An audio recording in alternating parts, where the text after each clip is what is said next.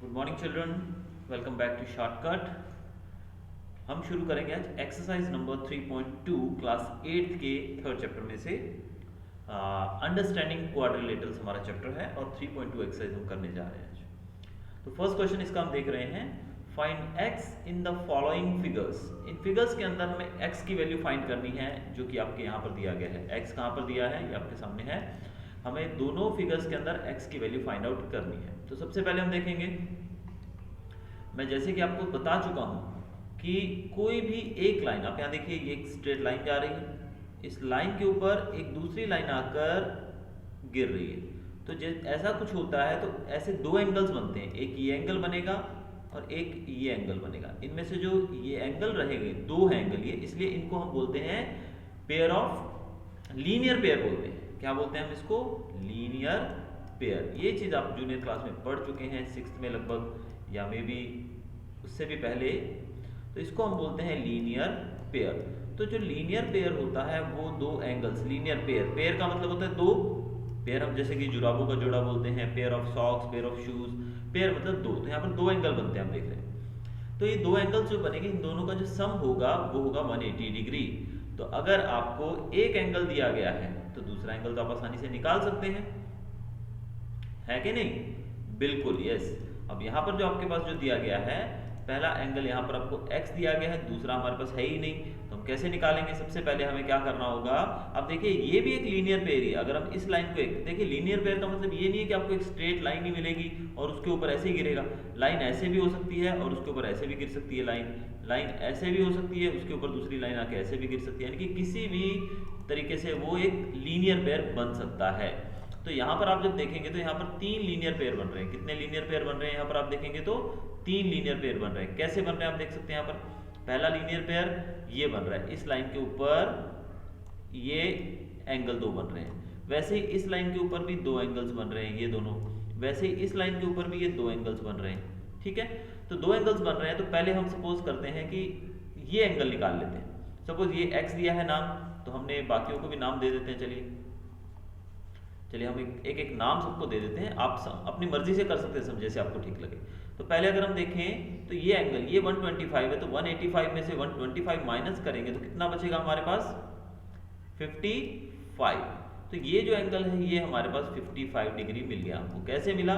जब हमने linear pair, आपको ये लिखना इस तरीके से पड़ेगा कि लीनियर पेयर है इसलिए। तो 125 और 55 हुआ 180, तो यानी कि ये एंगल हमें 55 मिल गया। अब सेम वे हम ये भी निकाल सकते हैं। ये जो एंगल जो आप देख रहे हैं, इस एंगल में जब आप देखेंगे ये भी 125 है, और ये जो है 125 के बाद ये भी आपको 55 मिल जाएगा, क्योंकि लीनियर पेयर है। तो ये दोनों एंगल्स आपको 55 मिल गए। तो लीनियर पेयर के हिसाब से हमें 180 में से माइनस करेंगे तो ये भी 55 मिल जाएगा, यानी कि दो एंगल 55 हो गए। अब जो ट्राइंगल होता है उसके सम ऑफ एंगल्स कितने होते हैं? तीनों एंगल 180। ये 55 है, ये भी 55 है, तो 55 प्लस 55 होगा 110, यानी कि 110 हो गया। तो 180 में से 110 माइनस करेंगे तो ये 70 मिल जाएगा।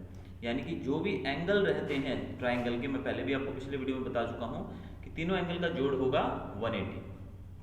एक एंगल 55 है, दूसरा भी 55 है, तो हो गया कितना? 110। तो 180 में से 110 को माइनस करेंगे, 180 माइनस 110, वी विल गेट 70। तो ये जो तीसरा एंगल हमारे पास होगा ये होगा 70। अब हमें ये एंगल्स फाइंड करने की जरूरत क्यों पड़ी? क्योंकि हमें सबसे पहले ये एंगल निकालना पड़ेगा, फिर हमें x मिलेगा। अगर हम ये एंगल नहीं निकालेंगे तो हमें x नहीं मिलेगा। अब जब हमें ये एंगल 70 मिल गया है तो ये है लीनियर पेयर, तो लीनियर पेयर में एक एंगल 70 है, तो दूसरा कितना होगा? 180 में से 70 माइनस करेंगे तो बचेगा 110। तो यहाँ पर आप देखिए आपके सारे एंगल्स आपको मिल चुके हैं। अब देखिए जो x फाइंड करना है, x की वैल्यू आपको मिल गई है, x इजिकल टू 110 डिग्री। इस तरीके से भी आप निकाल सकते हैं जो मैंने बताया है। बाकी यहाँ पर इन्होंने क्या किया है, इन्होंने बताया कि एक्सटीरियर एंगल x, यानी कि ये जो एंगल है ये एक्सटीरियर है क्योंकि बाहर की तरफ है। अब देख सकते हैं यहाँ पर मैं रब कर रहा हूँ सारा, दोबारा से आपको बताता हूँ कि इन्होंने किस प्रकार से किया है। यहाँ पर बुक के अंदर इन्होंने बता रखा है कि ये जो x है ये बाहर की तरफ है। ये देखिए ये ट्राइंगल है हमारा, और ये एंगल जो है ये बाहर की तरफ है, यानी कि एक्सटीरियर में है। तो जो एक्सटीरियर एंगल जो होता है that is equal to the sum of the opposite interior angles. Interior angle जो होते हैं ऑपोजिट, इसके ऑपोजिट है इंटीरियर एंगल कौन से, ये और ये तीनों इंटीरियर एंगल है। इंटीरियर एंगल में ये और ये जो एंगल हैं these are called opposite angles. तो इन दोनों का सम यानी कि 55 प्लस 55 110 110 हो गया। तो x की वैल्यू 110 आ गई। इस तरीके से भी किया जा सकता है, जैसे मैंने बताया आपको कि लीनियर पेयर बना के भी आप कर सकते हैं। जब ये दोनों आपको 55 मिल गए तो ये एंगल आप निकाल सकते हो, कितना हो जाएगा 70। ये 70 आ गया तो ये 110 मिल गया हमको। तो ये दोनों ही तरीके ठीक है, आप किसी भी तरीके को फॉलो कर सकते हैं। अब हम चलते हैं नेक्स्ट सम के ऊपर। नेक्स्ट सम जो ये दिया गया इसमें अपने को ये x फाइंड करना है, ठीक है। अभी x फाइंड करना है, लेकिन यहाँ पर आप देख रहे हैं ये जो फिगर है पूरा, ये फिगर आपका ट्राइंगल नहीं है, ठीक है। अब ट्राइंगल इसके कितने साइड्स हैं देखो, 1 2 3 4 5, 5 साइड है देखिए, 1 2 3 4 5। जिसके 5 साइड होते हैं उसको हम पेंटागन बोलते हैं। क्या बोलते हैं, पेंटागन। तो पेंटागन जो है उसका किस प्रकार से हम निकालेंगे वो आगे हम देख लेते हैं। चलिए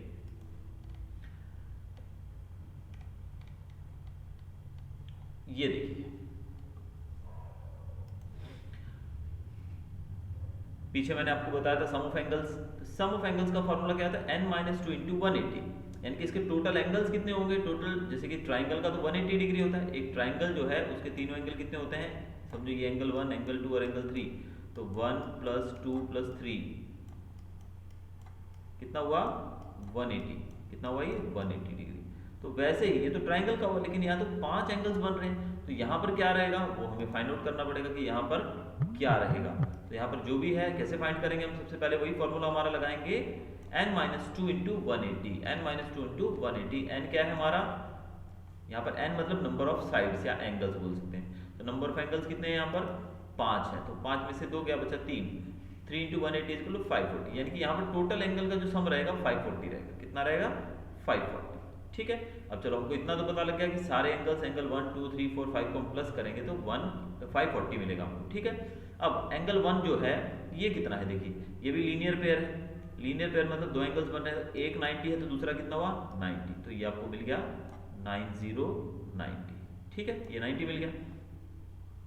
अब ये 90 मिला, वैसे ही ऊपर एंगल 2 जो है ये 60 है, तो ये कितना बचेगा, 180 में से 60 गया तो बचा 120, ये आपको मिल जाएगा 120, मिल गया 120। ये दोनों मिल गए। यहाँ पर आप देख रहे हैं ये भी एक राइट एंगल दिया गया, ये जो साइन रहता है ना बच्चों, ये वाला sign, this shows right angle, तो ये राइट एंगल है। अब ये राइट एंगल है यानी कि 90, तो ये भी 90 हुआ, तो ये भी आपको मिल गया कितना 90, तो ये तीनों एंगल्स मिल गए। अब हमें ढूंढना है फोर्थ एंगल, ये 70 दिया है तो ये कितना होगा, 180 में से 70 माइनस करेंगे तो 110, तो ये सारे एंगल्स मिल गए हमको। अब 1 2 3 4 एंगल्स मिल चुके हैं, फिफ्थ एंगल बाकी है, तो पांचों एंगल का प्लस करने पे कितना आ रहा था 540। तो अगर हम एंगल 1 कितना है 90 प्लस एंगल 2 कितना है 120, एंगल 3 कितना है 90, एंगल 4 कितना है 110 और एंगल 5 कितना है वो हमें नहीं पता है, उसको हम एंगल 5 ही लिखेंगे, ठीक है। अब इन सबको प्लस करने पे कितना आना चाहिए, हमें पता है 540, यानी कि पूरा सम आना चाहिए ना 540, तो यहाँ पर 540 आना चाहिए। 540 तो नहीं आएगा हमारा, क्योंकि ये चार जो है इनको ऐड करेंगे पहले। देखिए कितना हो गया 110 और 90 200, 200 और 120 320 और 410, ये हो गया आपका 410। अब ये 410 जब उधर चला जाएगा तो एंगल 5 तो यहीं रह गया हमारा, एंगल 5 हमारे पास नहीं है। एंगल 5 = 540 माइनस 410 हमने निकाला था ना 410, तो कितना बचेगा, ये बचेगा हमारे 9 4 13 130, यानी कि एंगल 5 हमारे पास आ गया 130 डिग्री। मिल गया आपको एंगल 5, एंगल 5 कितना आ गया 130, ठीक है। अब ये भी एक लीनियर पेयर है भाई, तो अगर ये 130 है तो ये कितना बचा 50 डिग्री, तो ये आपका 50 मिल गया आपको आंसर, ये रहा 50। आप इस तरीके से भी कर सकते हैं, बाकी जो इन्होंने फॉर्मूला दिया है इससे भी आप कर सकते हैं, जो आपको ठीक लगे। नेक्स्ट सम देखते हैं अभी हम, सम नंबर 2।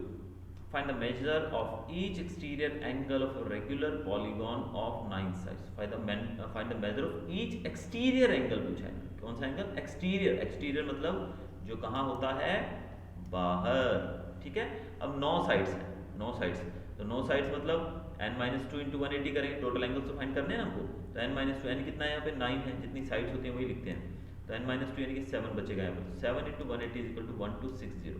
ठीक है, ईच इंटीरियर एंगल, हर एक इंटीरियर एंगल कितना होगा, क्योंकि आप जानते हैं 9 साइड्स हैं तो सारे एंगल्स, एक एक एंगल निकालना है अपने, तो 1260 को हम डिवाइड करेंगे 9 से, 9 साइड्स हैं इसलिए, तो हमारा आएगा एक एंगल आएगा 140 डिग्री का। कितना आएगा एक एंगल, 140 डिग्री का।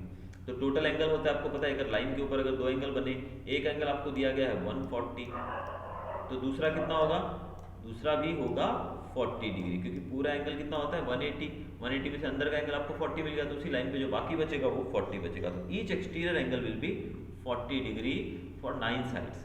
अब 15 साइड्स का भी सेम फार्मूला, 15 साइड्स यहाँ पर बताएगा, sum of exterior angles of a regular polygon is equal to 360 upon 15 is equal to 24। अब यहाँ पर 15 साइड वाले का दिया है इन्होंने, 15 साइड वाले का क्या बोला इन्होंने, 15 साइड वाले रेगुलर पॉलीगॉन के एक्सटीरियर एंगल, तो each interior angle is equal to 360 upon 15। ये इन्होंने मेरे ख्याल से गलत किया हुआ है, रुकिए मैं इसको चेक करूं। Each interior angle is equal to sum of the, तो यहाँ पर जो हम सेकंड सम जो है इसमें ठीक किया हुआ इन्होंने, 360 divided by number of sides यानी कि 15, तो 24 आ जाएगा। हाँ, ऊपर वाला जो सम है इसको भी हम इसी प्रकार से भी कर सकते हैं। देखिए इस पे अगर आप ये सारा नहीं करना चाहें तो इसमें भी आप ऊपर डायरेक्ट आप कर सकते हैं। Total is 360 divided by sides कितनी बताइए इन्होंने, 9 साइड्स, तो 9 से आप डिवाइड करोगे तो आपका आंसर आएगा 40 ही। तो आप दोनों में ही ये कर सकते हैं, यही फॉर्मूला ऊपर भी डाल सकते हैं कि 360 अपॉन 15 24 आएगा यहाँ पे, तो यहाँ पे आएगा 360 अपॉन 9 इज इक्वल टू 40। तो आंसर आपका दोनों ही जगह सेम आने वाला है, 40 है और ये 24 है।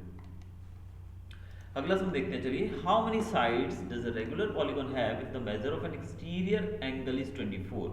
अगर एक्सटीरियर एंगल 24 होगा, क्या पूछा गया इन्होंने कहा है कि अगर एक्सटीरियर एंगल 24 है तो हमें उसकी साइड्स बतानी है कि कितनी है। तो चलो हम साइड्स को मान लेते हैं n, कितनी साइड्स हैं, n साइड्स हैं। Sum of the exterior angles is of a regular polygon is 360 होता है, तो एक टोटल 360 होता है, तो 360 एक का इन्होंने 24 दिया, तो 360 को आप 24 से डिवाइड करोगे तो आपको जो आंसर आएगा 15, यानी कि यहाँ पर साइड्स कितनी है 15। यही सेम समझो ऊपर वाला हमने सॉल्व किया वही यहाँ पर दिया गया है, वहाँ पे हमें साइड्स दी गई थी और डिग्री निकालनी थी, एंगल निकालना है। यहाँ पे हमें एंगल दिया हुआ है, साइड्स निकालनी है, तो इस तरीके से आप उसकी साइड्स फाइंड आउट कर सकते हैं। फोर्थ हम देखते हैं, चलिए, how many sides does the regular polygon have if each of its interior angle is 165। एक उसका इंटीरियर एंगल 165 है। क्या बताया एंगल इन्होंने 165, एक इंटीरियर एंगल जो है 165 है, बाकी सब भी। तो नंबर ऑफ साइड्स हम मान लेते हैं, suppose n, number of sides कितनी है n, एंगल दिया गया है, तो exterior angle, how many sides regular polygon है, उसका एक एंगल जो है इंटीरियर वो 165 है, तो इंटीरियर 165 है तो बाहर का एंगल कितना होगा 15 डिग्री एक्सटीरियर एंगल, क्योंकि ये समझिए इंटीरियर एंगल आपको मिल गया 165, तो बाहर का कितना होगा, बाहर का आपके पास होगा 165 माइनस करेंगे तो बचेगा हमारे पास 15, तो बाहर का एंगल होगा 15 डिग्री। ठीक है, sum of the exterior angles of regular polygon कितना होता है 360, रेगुलर पॉलीगॉन के सम होता है एक्सटीरियर एंगल का 360 डिवाइडेड बाय 15 करिए तो 24 आंसर आएगा आपको। तो रेगुलर पॉलीगॉन की जो साइड्स रहती हैं वो 24 रहती है।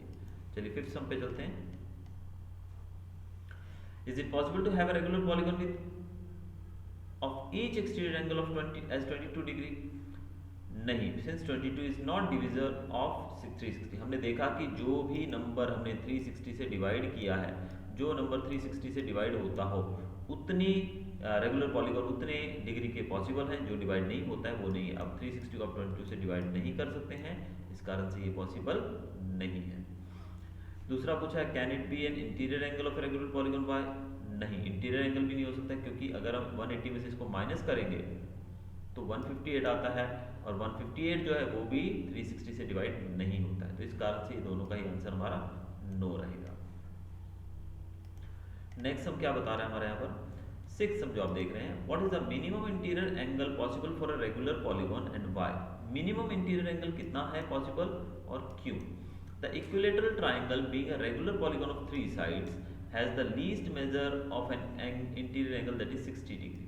इक्विलेटरल ट्रायंगल में लोएस्ट जो तीनों एंगल सेम होते हैं, तो इसका जो लोएस्ट मिनिमम माना जाता है वो 60 डिग्री, क्योंकि x प्लस एक्स यानी कि तीनों का अगर x मानते हो आप, सम ऑफ ऑल द एंगल्स होता है 180, तो अगर तीनों एंगल सेम है उसके, तो x x x लिया हमने तो 360, तो 3 से डिवाइड करेंगे तो 60 आ गया, यानी कि ये जो हमारा इक्विलेटरल ट्रायंगल रहता है, इसके जो तीनों एंगल्स रहते हैं वो सेम रहते हैं, सेम रहते हैं मतलब x रहते हैं, सपोज ये x, ये भी x, ये x, तो 3x हो गया, 3x को 180 से डिवाइड करेंगे तो 60 आ जाएगा, यानी कि एक एंगल 60 का होगा, ये भी 60, ये भी 60 और ये भी 60, तीनों एंगल हमारे 60 के मिल जाएंगे, तो मिनिमम जो इंटीरियर एंगल रहेगा वो 60 रहेगा। What is the maximum exterior angle possible for a regular polygon? Maximum कितना पॉसिबल रहेगा? जब मिनिमम 60 हो सकता है इंटीरियर, तो मैक्सिमम एक्सटीरियर कितना होगा? 160 में से we can observe the greatest exterior angle 160 minus 180 minus 60 is equal to 120, तो ग्रेटेस्ट एक्सटीरियर एंगल जो रहेगा वो 120 रहेगा।